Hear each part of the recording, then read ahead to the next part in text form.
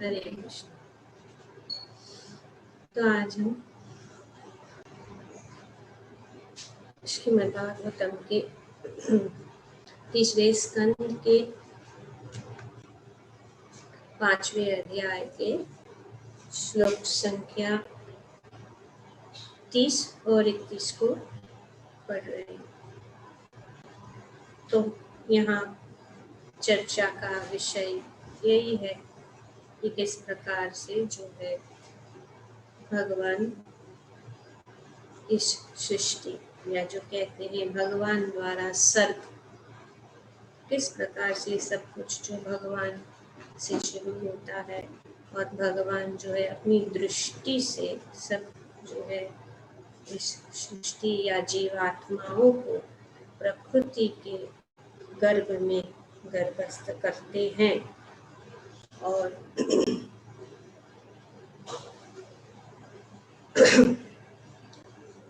यहाँ पे पिछले कुछ श्लोकों में इनका वर्णन किया गया है कि किस प्रकार से जो ये महतत्व जो है महतत्व का संपर्क, जैसे कि यहाँ पे बताया गया कि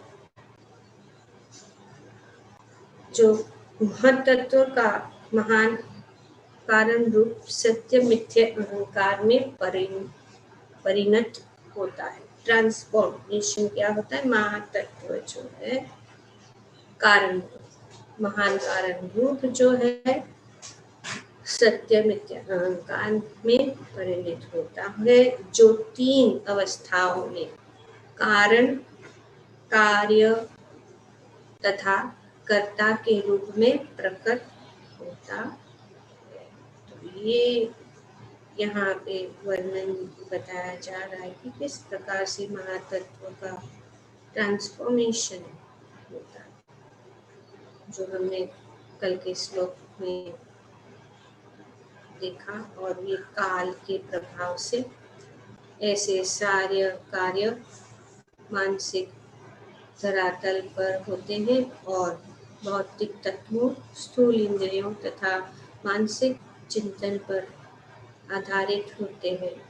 और मिथ्या अहंकार तीन विभिन्न गुणों सतो, रजो तथा तमो में प्रदर्शित होता है। तो ये मिथ्या अहंकार जो है, the false ego, I will also read in English so that those who are not familiar with the technical or Hindi terms, and this is very scientific and technical, so you should understand the system, how it is working. The false ego is represented in three different modes. Now, the false ego is represented in three different modes, which is goodness, passion, and ignorance. So the Mahatattva is glanced by the Lord and is transformed into Ahankar or Aham Tattva. By the glance, भगवान की दृष्टि से जो है जो ये महातत्व जो है उन परिणित होता है अहंकार या अहम तत्व। अहम तत्व, अहम मतलब फॉल्स ईगो या मिथ्या अहंकार, which is predominated by tamas. तो इस प्रकार से this false ego is manifested in 3 phases. और वो तीन जो है यहाँ पे बताया गया कि जब वो ये मिथ्या अहंकार कैसे प्रदिष्टित होता है, जब वो सतो, रजो और तनुगुण के संपर्क में आता है। तो इस प्रकार से यहाँ पे ये किस प्रकार से परिणित होता है, यहाँ पे इस तीसरे श्लोक से जो है श्री मैत्रेय मुनि समझाने जा रहे। तो everything is very well defined, ऐसे नहीं कि सब कुछ ऐसे ही चल रहा है, बहुत ही सिस्टमैटिक, टेक्निकल, साइंटिफिकली यहाँ पे जो है वर्णन किया जा रहा है। ये बहुत टेक्निकल सेक्शन है खास करके इस सर्ग और विसर्ग भी आगे जो है वर्णन किया जाएगा, तो और ये जरूरी है समझने के लिए। किसके लिए समझना जरूरी है? ताकि हम ऐसा न समझ बैठे कि सब कुछ अपने आप चल रहा है, कुछ भी कैसे भी कुछ बताया जा रहा है। ऐसा नहीं है, बहुत ही वेल डिफाइंड एंड सिस्टमैटिक रूप से ये चल रहा है सब कुछ, भगवान का सर्ग। तो अब ये मिथ्या अहंकार, जैसे कि पिछले श्लोक में ये बताया गया कि मिथ्या अहंकार 3 विभिन्न गुणों, सतो रजोगुणों तथा में तमो में प्रदर्शित होता है। तो अभी कैसे यहाँ पे बताया गया है कि मिथ्या अहंकार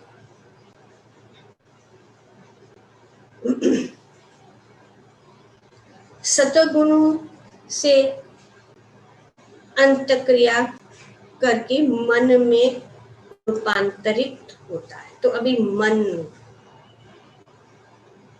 ये कैसे? सतोगुणों से। इसको कहते हैं आदिदेव मन, क्योंकि ये क्या है, ये 3 जो है कर्ता या डूअर, कारण कॉज एंड इफेक्ट। तो डूअर जो है मिथ्या अहंकार सतोगुणों से अंतक्रिया करके मन में रूपांतरित हो जाता है। The false ego is transformed into mind by the interaction of the mode of goodness. जैसे हम ये संधि है, तो ट्रांसफॉर्मेशन जब ये पॉइंट मिल जाता है मैटर एंड स्पिरिट का जो है संधि से, ये जो false ego is further transformed into mind by the interaction of the mode of goodness. Mode of goodness, mind. और उनके रिप्रेजेंट कौन है? सारे देवता भी जो घटना प्रधान जगत को नियंत्रित करते हैं, उसी सिद्धांत तत्व अर्थात मिथ्या अहंकार तथा सतोगुण के अंतक्रिया के परिणाम है। और ये हम देखेंगे कि ऐसा नहीं है कि देवता भी इस गुणों के, ये मिथ्या अहंकार का ये सत्वगुण एस्पेक्ट जो है,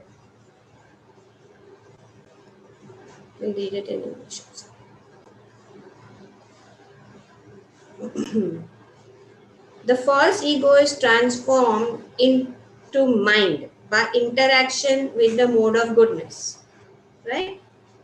All the demigods who control this phenomenal world are also products of the same principle. लोग सोचते हैं देवता सब कुछ है, we are also product of this principle, namely the interaction of false ego and the mode of goodness. इस सतगुण के स्तर पे। और आज शाम को हम देखेंगे एक सुंदर नाटिका के रूप। तो everything falls in place. Somehow this verse has also come up at the same time when we are going to have something related to this, that the demigods are also products of the same principle, mithya ahankar, in contact with the mode of goodness. So interaction of false ego with the mode of goodness. False ego interacting with the different modes of material nature is the source of all materials in this phenomenal world. So सब ये स्रोत मिथ्या अहंकार प्रकृति के विभिन्न गुणों के अंतक्रिया करके घटना प्रधान जगत में समस्त वस्तुओं का स्रोत है। तो अब ये false ego interacting with the mode of goodness. श्लोक संख्या 31। इंद्रियां निश्चित ही मिथ्या अहंकार जन्य रजोगुणों की परिणाम। माइंड एंड सेंसेस, सेंसेस किसके साथ कांटेक्ट में? रजोगुण। मिथ्या अहंकार, जो इंद्रियां निश्चित ही मिथ्या अहंकार जन्य रजोगुणों की परिणाम है। क्लियर? वेरी सिंपल है अगर ध्यान से पढ़ेंगे। The senses are certainly products of the mode of passion in false ego. अतैव, now this is a very important point. अतैव दार्शनिक चिंतन पर परख ज्ञान तथा सकाम कर्म रजोगुणी के प्रधान उत्पाद है। This philosophical, speculative knowledge and fruitive activities are predominantly products of the mode of passion. तो ये जो दार्शनिक चिंतन कार जो है वे किसमें है? रजोगुण। देवता किसमें है? सतोगुण। तो यहाँ पे एग्जाम्पल्स भी दिया गया।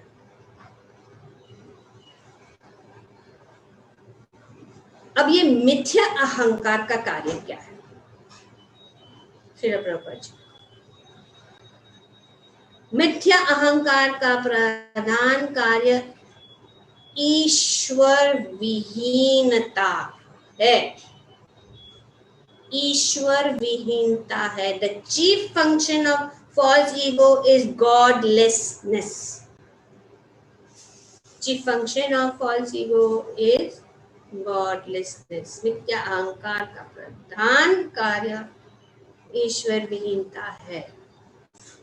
जब कोई व्यक्ति भगवान के नित्य अधीन अंश के रूप में अपनी स्वाभाविक स्थिति को भूल जाता है और स्वतंत्र रूप से सुखी बनना चाहता है तो वह मुख्यतः दो तरह के कार्य करता है। It is very very clear.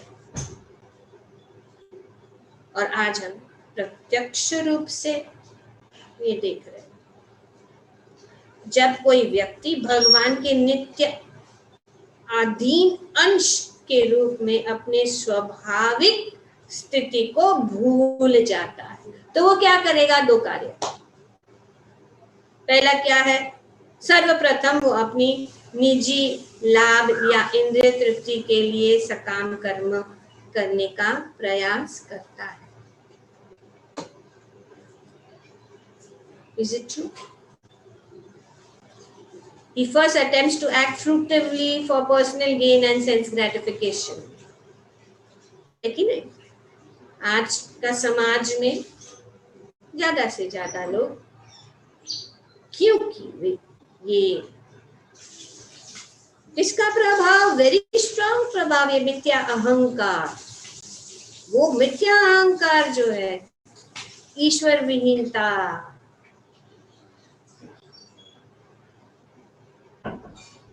का कार्य करता है। तो इस भौतिक जगत में ये इसीलिए होता है। तो सर्वप्रथम वो अपने निजी लाभ या इंद्रिय तृप्ति के लिए सकाम कर्म करने का प्रयास करता है। अब सब लोग यही कर रहे हैं, अपने इंद्रियों को खुश करने के लिए, इंद्रियों को प्रसन्न करने के लिए, इंद्रियों द्वारा आनंद प्राप्त करने के लिए सब जगह ढूंढते रहते हैं किस प्रकार से हम इंद्रियों को तृप्त करें। और इस इंद्रियों को तृप्त करने के लिए सब कार्य करते हैं और सब कार्य इसी से केंद्रित है। कोई भी कार्य जो किया जा रहा है इस भौतिक जगत में वो इसी के इसके लिए एंजॉय इंद्रिय भोग, और इंद्रिय भोग जो है में वो लग जाता है। तो क्यों? इसका कारण क्यों क्या है? क्योंकि वे जो है अपनी स्वाभाविक स्थिति को भूल गया है, और भूल जाने के कारण वो स्वतंत्र रूप से सुखी बनना चाहता है। वो स्वतंत्र रूप से सुखी बनना चाहता है। और भगवान जो है उनकी सहायता करते, उनको ऐसे स्थान देते हैं जहां पे वे अपने आप को जो है महान समझ सकते हैं, और वे जो है अपना प्रभुत्व जता सकते हैं इच्छा के अनुसार। क्योंकि भगवान नहीं चाहते हैं कि ऐसे हो, लेकिन वे हट लेके बैठे। तो उनका भी जैसे कि कोई हट्टी बच्चा है, उसके लिए तो कुछ तो आयोजन करना चाहिए। पिता नहीं कहेगा कि जाने दो, छोड़ो। भगवान ऐसे उनके लिए आयोजन करते, और यहाँ आयोजन करते हैं ताकि वे जाने कि जब वे इस ऐसी स्थिति में आते हैं, इस भौतिक जगत में आते हैं, तब उनको जब वे अपने आप व स्वतः रूप में वो सुख ढूंढना चाहते हैं और फिर वो मिलता नहीं है, तब वो समझ जाते। बोलने से नहीं समझते, समझाने से नहीं समझते। जब वे संघर्ष अनुभव करते हैं तब वे सोचने लग जाते ये तो सब जो। तो उसके बाद में क्या होता है, और दीर्घ काल तक ऐसा सकाम कर्म करते रहने के बाद वह हताश हो जाता है, हताश हो जाता है। तो वह क्या करता है, और दूसरा भी, एक तो पहले तो इंद्र तृप्ति और इंद्रिय भोग में लग जाता है और सोचता है इससे सुख मिलेगा, फिर बाद में बहुत समय तक करता रहता है, और ऐसा ही होता है। पहले जवानी में इंद्र भोग भोग भोग, और फिर अंत में जो है जैसे जैसे समय बीतता जाता है और जब देखते हैं दुनिया, तब पता लगता है कि अरे इसमें क्या रखा है, कुछ है ही नहीं, सुख, कष्ट ही कष्ट। तब वो हताश हो जाता है। और फिर दार्शनिक चित्त, वो भी अपने आप से, अपने मन से वो अपना दार्शनिक चिंतक बन जाता है और अपने को ईश्वर जैसे स्तर पर जो है समझने लगता है। That is the last snare, Prabhupada ji बताते हैं। Let me read it. So,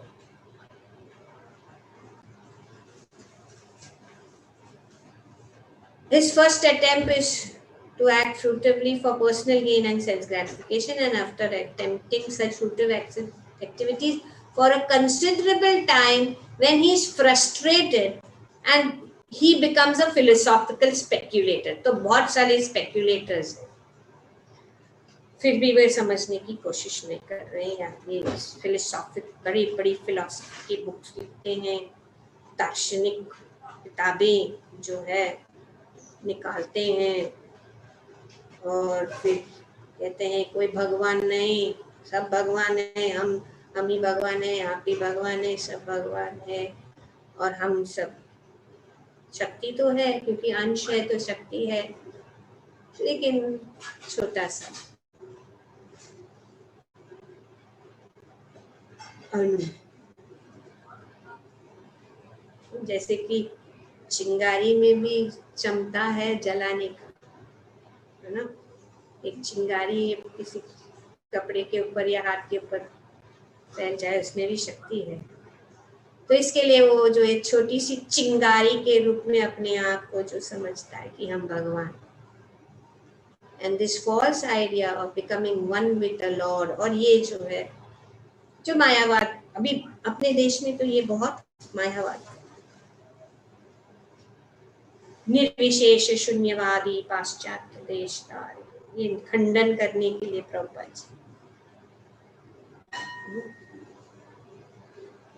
निर्विशेष शून्यवादी is the last snare of the illusionary which traps the living entity into the bondage of forgetfulness under the spell of false ego। तो इस प्रकार से जो है भगवान से तदाकार होने का यह मिथ्या विचार, भगवान के साथ एक होना कि हम भगवान है,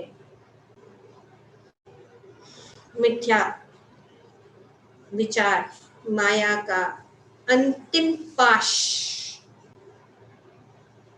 होता, जो जीव को मिथ्या अहंकार के अधीन विस्मृति के बंधन में फंसा लेती है। तो क्लियर, प्रभुपाद जी बहुत क्लियरली एक्सप्लेन करते हैं सब, हमें सब कुछ जो है प्रभुपाद जी की किताब मिलेंगे, उनके तात्पर्य जो कोई कंपैरिजन नहीं। तो अभी प्रभुपाद जी सॉल्यूशन क्या है?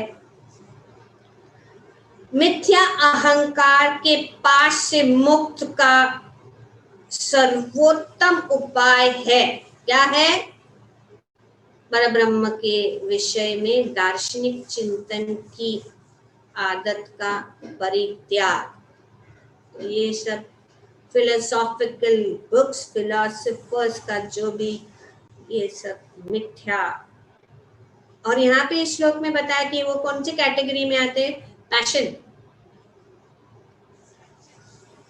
But because today because of lack of knowledge people think them to be great philosophers and great thinkers and like to follow them, but they are in mode of passion. It's very clearly mentioned. Bhagavatam is saying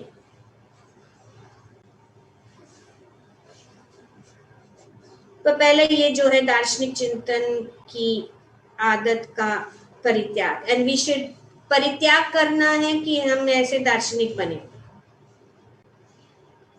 उसको परित्याग करना, और उनका बात जो है उनकी जो बताई गई चीजों को भी हमें नहीं छूना। नहीं, मनुष्य को निश्चित रूप से यह जान लेना चाहिए कि परब्रह्म का साक्षात्कार अपूर्ण अहंकारी व्यक्ति के दार्शनिक चिंतन द्वारा कभी नहीं हो सकता। तो भगवान का साक्षात्कार ऐसे दार्शनिक जो लोग सोचते हैं, very nice, such wonderful, very beautiful, very nice explanation of situations, उसमें हम डीप नहीं जाएंगे, लेकिन जो लोग पढ़े हैं हम जानते हैं। कितनी सारी लाइब्रेरी में जाएंगे, there are shelves, hundreds of books, किताबें हैं इन पर, और वो इसको स्पिरिचुअल कहते हैं। ये स्पिरिचुअल नहीं है, ये जो है एक प्रकार का पाश है, भगवान से दूर करने का पाश। परब्रह्म या पूर्ण पुरुषोत्तम भगवान का साक्षात्कार ऐसे प्रामाणिक अधिकारी से अपने विषय में विनय तथा प्रेम पूर्वक श्रवण द्वारा किया जा सकता है। तो भगवान के विषय में जो है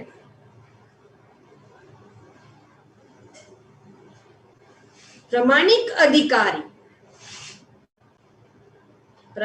अधिकारी से उनके विषय में विनय तथा प्रेम पूर्वक श्रवण द्वारा किया जा सकता है, जो 12 महाजनों में से एक हो जिसका उल्लेख श्रीमद् भागवतम में हुआ है। तो ऐसे वैसे लोगों का नहीं, सब प्रामाणिक जो है यहाँ पे बताया है।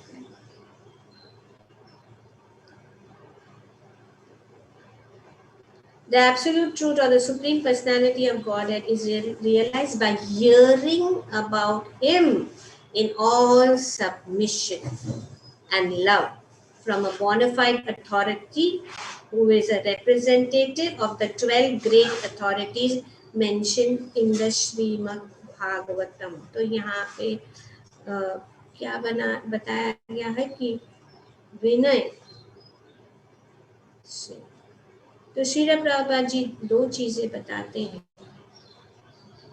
इस तात्पर्य में। एक है श्रवण, महत्वपूर्ण शब्द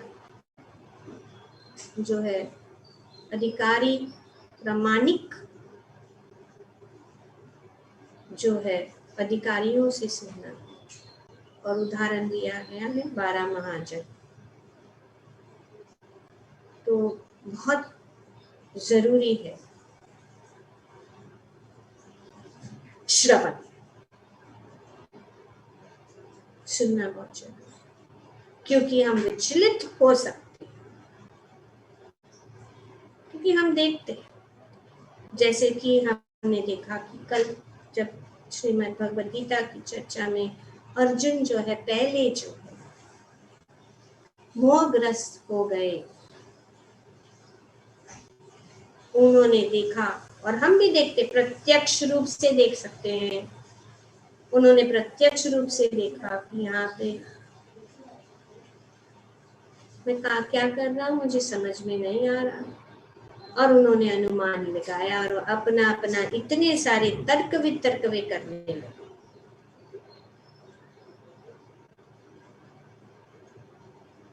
और अंत में जब उन्होंने सुना, श्रवण, किसका श्रवण किया? भगवद गीता, भगवद गीता के श्रवण। और इसी कारण जो है जब हम श्रवण नहीं करते तो भगवान की सेवा से हम जो है दूर हो जाते हैं।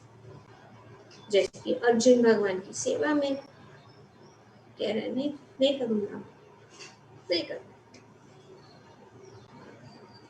और ये परिस्थिति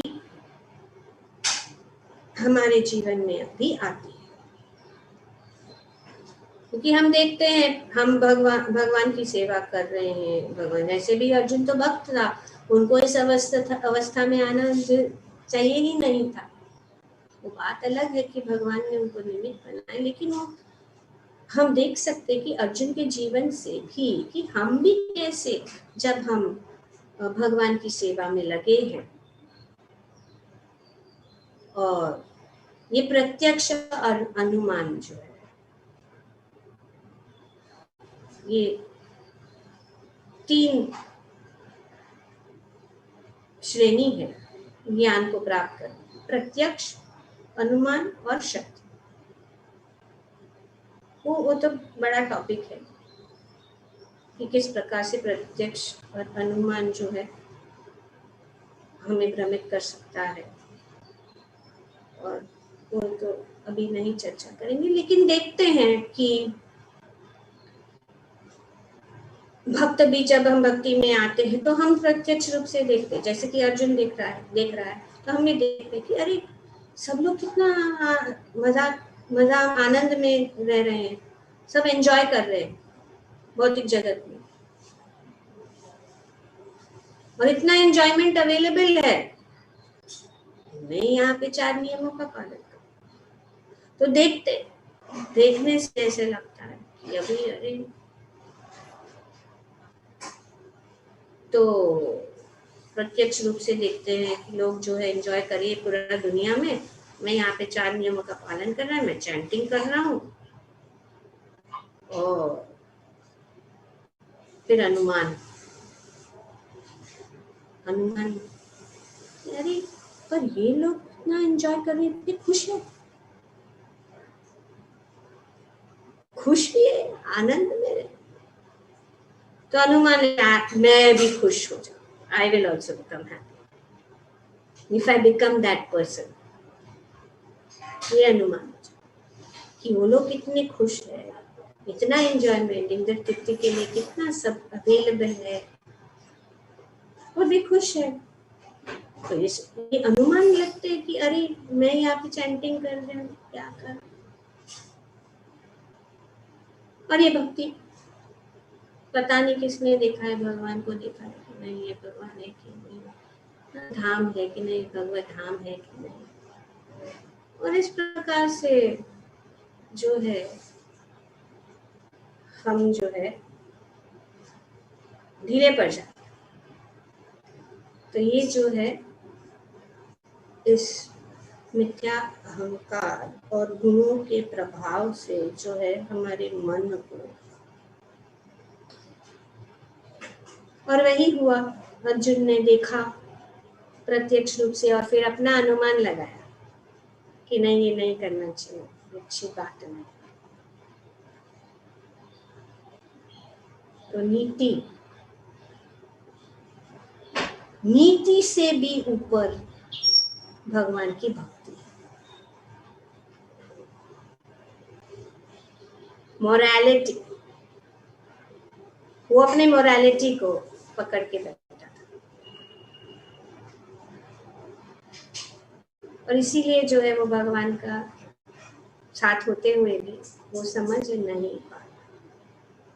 तो ये भी डिटेल टॉपिक है, लेकिन यहाँ पे ये बात जानना जरूरी है कि किस प्रकार से अर्जुन ने अपने गांडीव को रख दिया। मैं नहीं करूँ, युद्ध नहीं।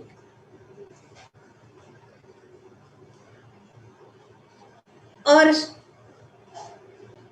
जब हम इस प्रकार से देखते हैं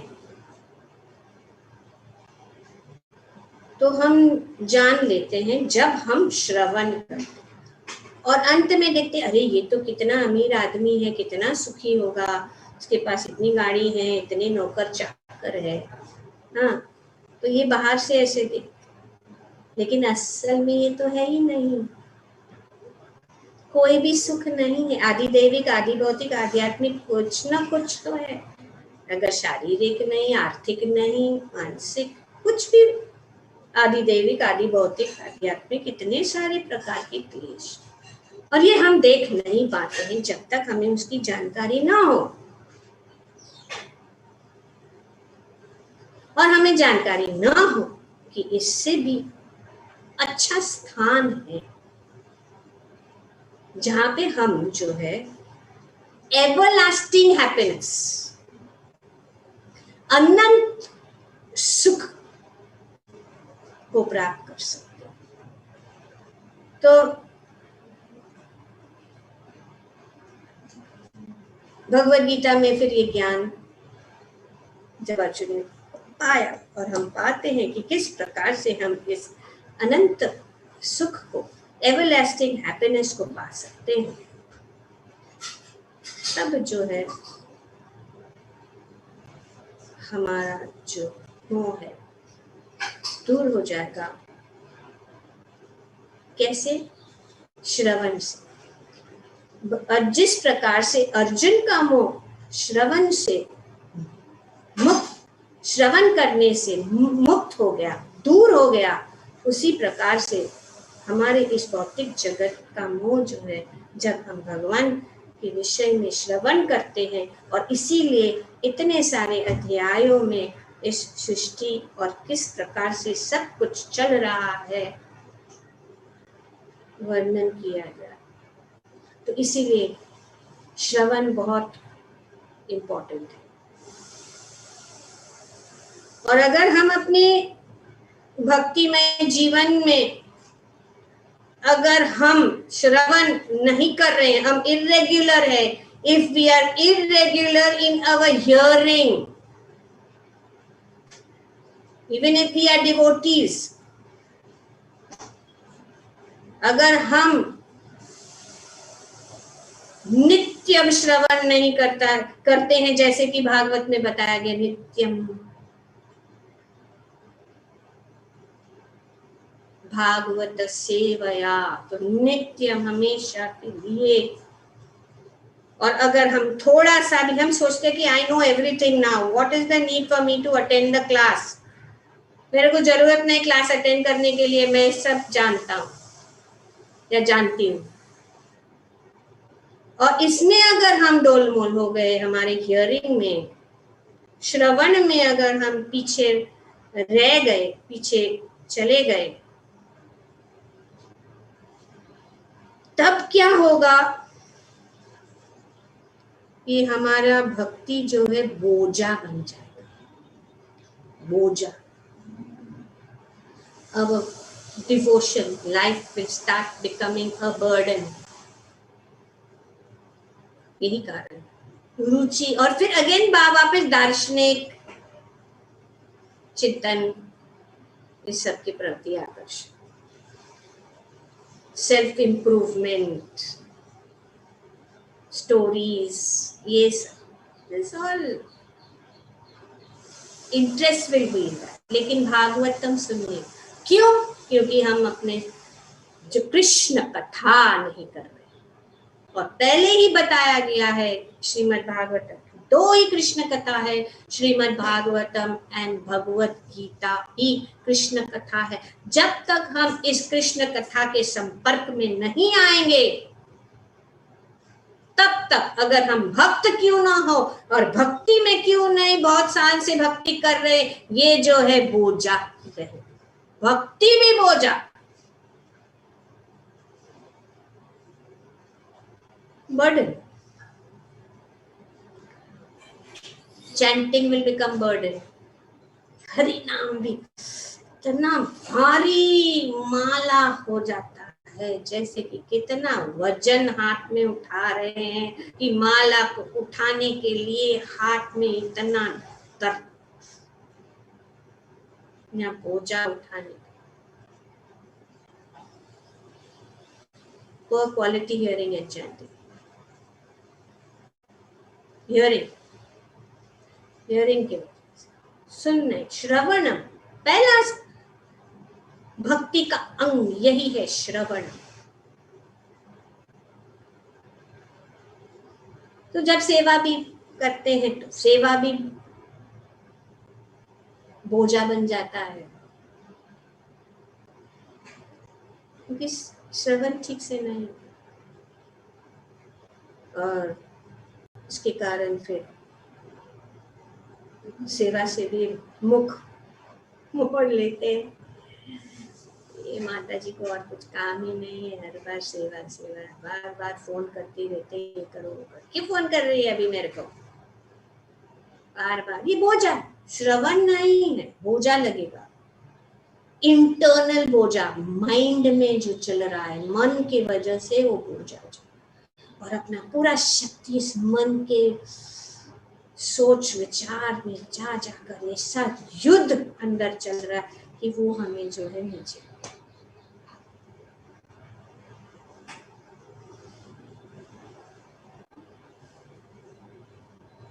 तो ये जो है हमारी उत्साह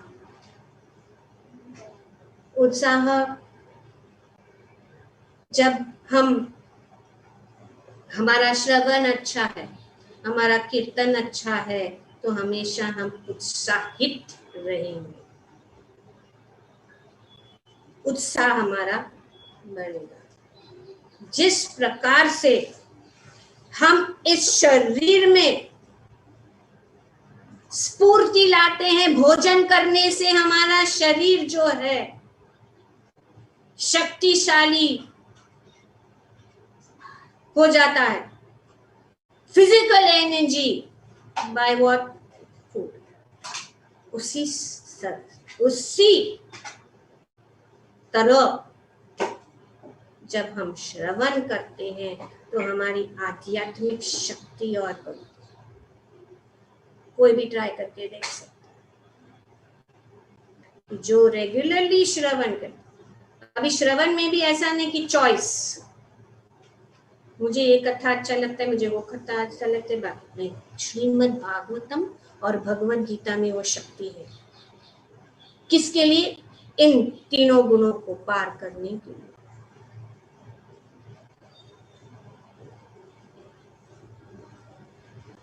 तो जब हम ऐसे करते हैं, जिस प्रकार से अर्जुन ने, जब उन्होंने भगवद गीता को सुना, इसी प्रकार जब हम भगवान की कथा को सुनते, श्रृण्वन्तं स्वकथा कृष्ण पुण्य श्रवण कीर्तन हृदयन्तस्तो हि अभद्राणि विदुनोति सुहृत् सताम्। कितने श्लोक है, अगिनित श्लोक है कृष्ण कथा के विषय में, और श्रीमद् भागवतम पूर्ण भरा पड़ा है इस कृष्ण कथा के विषय में। तो जब हम सुनते हैं तब हम भगवान के संबंध में ज्ञान प्राप्त कर सकते हैं, हम भगवान के साथ संबंध जोड़ते हैं और भगवान का सुंदर जो रूप और प्रेम जीवात्माओं के प्रति जो हम समझ जाते हैं, तब हमारी जो अवस्था, हम दृढ़ हो जाते हैं हमारी भक्ति में। अगर हम नीचे भी जा रहे तो इमीडिएटली हमें श्रवण कीर्तन करना है। किसका? Bhagavad Gita, Srimad only Srimad Bhagavatam is the, क्योंकि भगवान अवतारित है श्रीमद् भागवतम रूप में इस कलयुग में। तभी श्रवण करना है तो किससे? ऐरे गहरे से नहीं, प्रामाणिक अधिकारी। और प्रभुपाद जी यहाँ पे बताते हैं कौन है वो प्रामाणिक अधिकारी।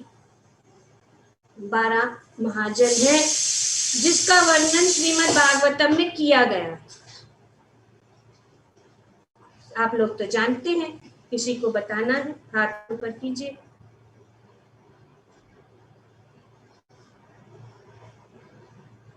Okay, we save time. Swayambhu Narad Shambhu कुमारो कपिलो Manu प्रहलादो जनको भीष्मो बलिर्यवास्तिक के द्वयम्। स्वयंभू मतलब ब्रह्मा जी, नारद मुनि, ये 12 महाजन है। ओके, 12 महाजन,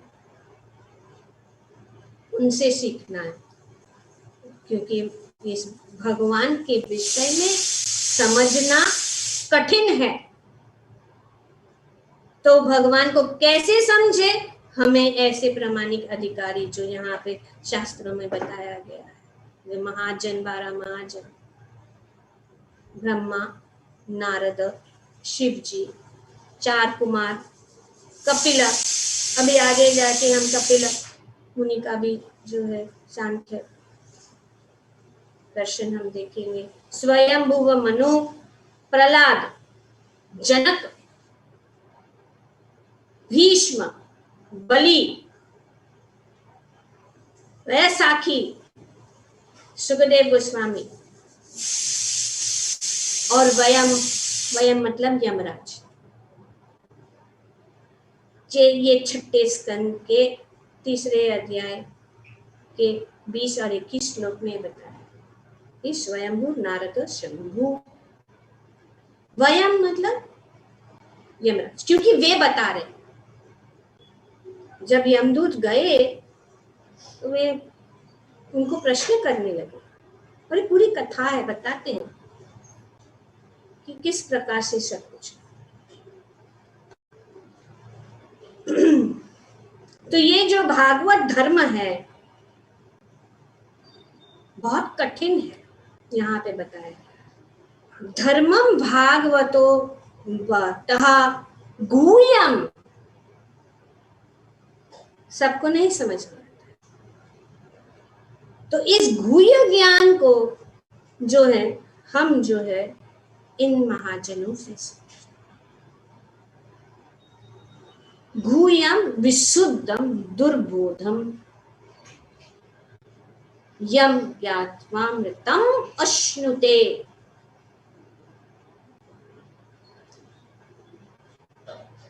Srila Prabhupada ji बताते the transcendental religious principles which are known as Bhagavad Dharma or surrender unto the Supreme Lord with love for him is uncontaminated by the material modes of nature. तो material modes से उनका कोई लेना देना नहीं है, तो हमें उसको लांघना है।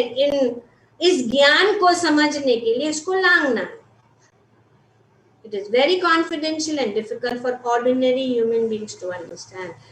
But अगर ऐसे महाजनों के द्वारा से हम सुने, श्रवण करें, तो हम सब कुछ समझ सकते हैं।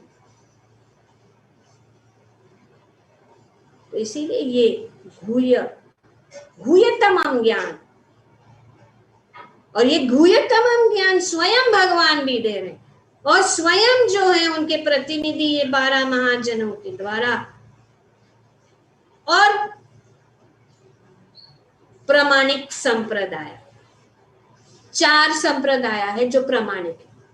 जो कोई भी इस संप्रदाय के बाहर है, अभी जो अपने अपने उप संप्रदाय, जो अपने अपने को गुरु बना के अपना अपना कोई संप्रदाय नहीं, कौन है यहाँ पे सीधा हम देख रहे हैं कितना लाइन भगवद गीता का पहला इंट्रोडक्शन में हम पढ़ सकते हैं कि श्री भक्ति वेदांत स्वामी श्रील प्रभुपाद तक कितना लाइन ऑफ डिसाइप्लिक सक्सेशन है, जो ये ज्ञान यथारूप गुरु शिष्य के द्वारा बताया जा रहा है। और यहाँ पे जो प्रामाणिक ज्ञान जो प्रभुपाद जी ने बताया, उसको हमें वैसे के वैसे ही जो है लोगों तक पहुंचाना है। उसमें मिश्रण, ताकि ज्यादा ज्यादा शिष्य मिले, ज्यादा ज्यादा लाइक्स मिले, ज्यादा ज्यादा व्यूज मिले। वाटरिंग डाउन द फिलॉसफी करने से फिर भी लोगों के हृदय में परिवर्तन नहीं हो रहा, फिर भी सकाम कर्म और इंद्र तृप्ति में लोग जो है। तो प्योर भागवतम ही सुनने से, और कैसे, जो ये 4 प्रामाणिक संप्रदाय, ब्रह्मा संप्रदाय, रुद्र संप्रदाय, लक्ष्मी श्री संप्रदाय और कुमार संप्रदाय, जो इन 4 जो प्रामाणिक वैदिक अथॉरिटी, तो ये 4 संप्रदाय, जो ब्रह्मा जी से ज्ञान आ रहा है, जो शिव जी से ज्ञान आ रहा है, रुद्र संप्रदाय शिव जी से ज्ञान, लक्ष्मी जी के ज्ञान श्री संप्रदाय, और चौथा है कुमार संप्रदाय। तो ये जो है ये ज्ञान यहाँ पे श्री प्रभुपाद जी बताते हैं कि परब्रह्म या पूर्ण पुरुषोत्तम भगवान का साक्षात्कार ऐसे प्रामाणिक अधिकारी से उनके विषय में विनय तथा प्रेम पूर्वक श्रवण द्वारा किया जा सकता है, जो 12 महाजनों में से एक हो, जिनका उल्लेख श्रीमद् भागवतम में हुआ है। ऐसे प्रयास के द्वारा ही मनुष्य भगवान की मोहमयी शक्ति को जीत सकता है। तो यहाँ हम देख रहे हैं कैसे उनकी शक्ति चल रही है, को जीत पाना कठिन है, यद्यपि अन्य के लिए यह दुर्लभ है, जिसकी पुष्टि भगवद गीता में कही 7वें अध्याय देवी ही ऐश गुणमयी मम मया दुरातया मामेव य प्रपद्यन्ते मायम एतम तरन्ति ते। भगवान की ये दैवी शक्ति जो है उसको पार करना कठिन है, लेकिन जिसने भगवान की शरणागति अपना ली है वो इसको पार कर सकता है। तो यही एक रास्ता है, सल्यूशन है, और इसको हमें अपनाना है, और कुछ रास्ता नहीं है, पीरियड। ग्रंथराज श्रीमद् भागवतम की जय। ओम तत्सत। Thank you very much. Hare Krishna.